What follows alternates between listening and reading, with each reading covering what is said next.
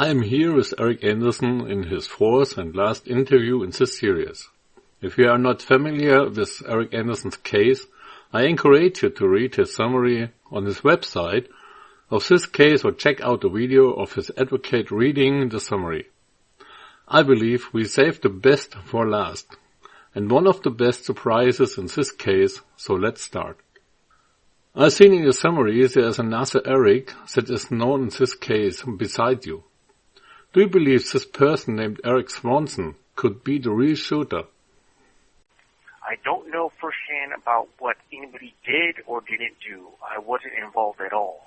But there's plenty of details that came out at trial from others about this other Eric. To start with, Brandon Henshaw refers to him as his buddy and the guy he gets drugs from. Greg Paulson also knew this other Eric well and admits he got drugs from him too. This other Eric was far better known to them than me. This is by Henshaw's own admission. Think about it. There's me, who Henshaw admits he barely knows and we aren't friends. Then this other guy named Eric, who he calls his buddy, and then the guy supplies him with drugs. Yet I became the focal point?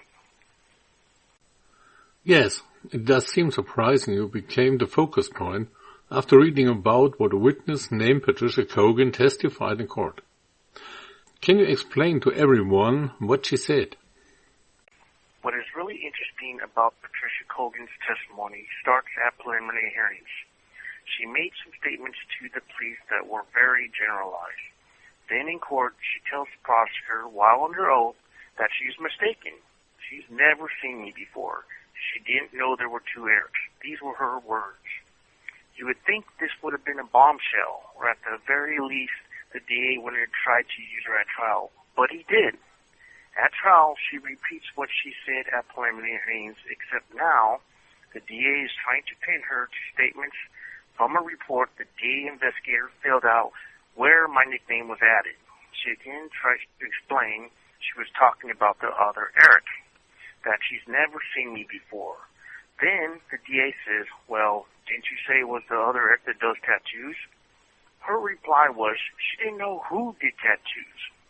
But this part about her saying the Eric that does tattoos is something this prosecutor made up and isn't in any witness statement report from her. This DA created false evidence by making up this false statement and telling the jury in open court this. Lastly, I want to point out Patricia wasn't the only one to get confused about there being two Erics or didn't see me but the other Eric. Who are some of the people that were also confused about there being two Erics?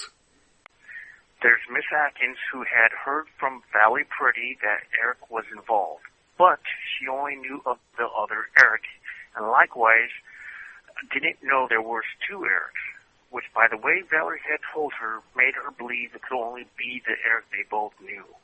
Yet there was other stuff added, like my nickname in a report falsified by Detective Baker. This next person is more significant, Karen Barnes, who was the neighbor of Brandon Henshaw. In her police statement report, she had made statements that appeared to be against me by referring to the person in the newspaper. But when the defense investigators asked her about the description of this person she was referring to, it was someone 6 feet tall with long hair. I'm only 5'8", and I've never had long hair. Also in court, when shown the two photos of both Erics, she points out Eric Swanson, not me. Also, a clear sign it wasn't me, and she said the person she talks about came over often from about January, which was long before I was known to any of them. Last of all, she was asked to look at vehicles I had driven and asked if she recognized either of them. She states she's never seen either vehicle. So, did the prosecution know about this other Eric? Yes, the prosecution knew early on, and for no other reason because the statements from people like Patricia Cogan, who nearly 2 years before trial told the DA at preliminary hearings she was talking about the other Eric. So, the district attorney's investigators never showed people photos of both you and the other Eric and asked witnesses which Eric they are referring to? Correct. This happened in every case of witnesses the DA investigators interviewed. We see it with Karen Barnes and Patricia Cogan most clearly. The defense had asked Patricia if the DA investigators ever asked her for a description or showed her a photo or even asked her which Eric. The answer was no on all accounts. On my website, I lay out these details and documents that are quoted to point all this out. However, it goes beyond the DA investigators simply not clarifying which Eric or not showing photos to witnesses. They were intentionally trying to confuse the other Eric for me and had changed witnesses' statements by putting down my old nickname and not just Eric. There were multiple people, including Ms. Cogan, who stated this fact at trial about their changed reports. Then these state witnesses get impeached when they stick to their saying that the reports were falsified, so the DA could use these falsified statements. Who are some of these people who said what is written in the district attorney's investigators' reports were not what they remembered saying and later were impeached? Besides Patricia Cogan, there is Travis Northcutt, Megan Gusti, even Valerie Peretti was impeached. Karen Barnes, however, wasn't impeached, but it's clear from her testimony they intentionally tried to confuse her testimony by referring to the person arrested in the newspaper. Keep in mind, the DA had berated his own witnesses into agreeing to these statements that were in the report. When they didn't, they were impeached. This is what they did to their own witnesses. See my website for full quotes, details, and the documents to prove all this. Wow. So the prosecutor intentionally confused witnesses to the fact there were two Erics, then falsified reports and lied about evidence that doesn't exist. Not to mention knowingly used and solicited false testimony against you, and it is all documented facts in your website. As outrageous as it sounds, this is not only true, but is proven from quotes from the trial transcripts themselves. There can be no doubt about this, and these documents aren't just quoted, but are on the website for anyone to see. Why do you think the prosecution would go out of the way to pin this case on you and not the other Eric? Well, I can only make assumptions based on some facts. But this was a high-profile case at one point, and they jumped on a Crime Stoppers tip from Valerie Peretti, who points a finger at me as being the shooter, which she ends up being paid $10,000 to Crime Stoppers, even before preliminaries and before they vetted what she was telling them was the truth. So once they realized she was lying, they had no choice but to double down on her lies. They couldn't just tell the family of the murder victim and the public, oops, I just gave away $9,000 of your money to a liar and harmed any case going forward on the others. So, 9,000 of the reward money came from the victim's family and not Crime Stoppers? Yes. Crime Stoppers puts up 1,000. Then the family made the option of increasing the reward by putting in 9,000 of their own money to make it 10,000.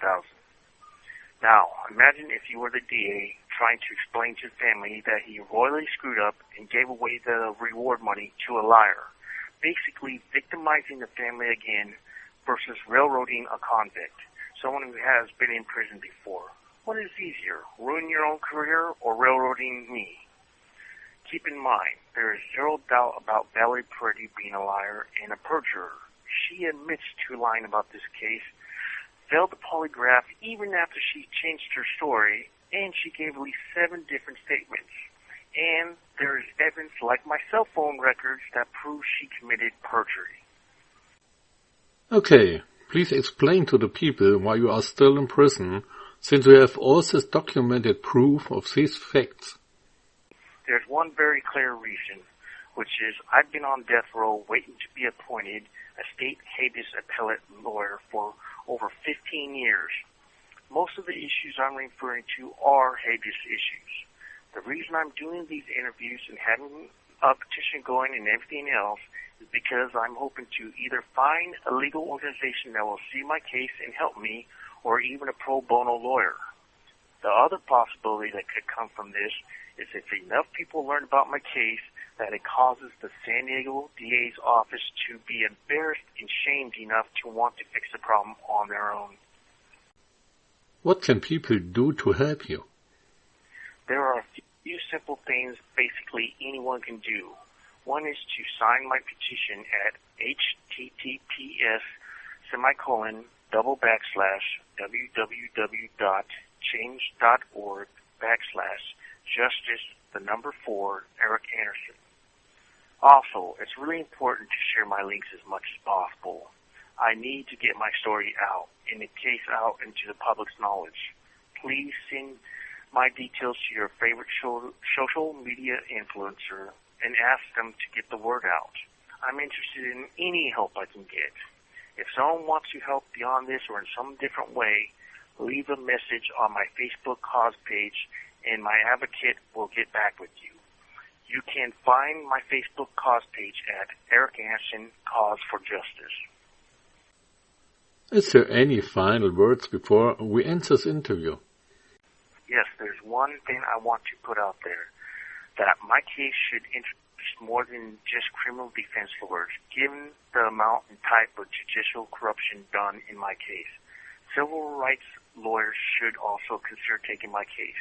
My case is by far one of the worst cases of judicial corruption ever. I've yet to find any case law that has the amount and scope of prosecutorial misconduct done so blatantly and it being allowed to happen by a judge. Last of all, I want to say thanks to all those who have helped. For there are over 1,000 people who have recently signed my petition so far. However, this cause has only gotten started and needs a lot more help to attain the goals set. Thank you.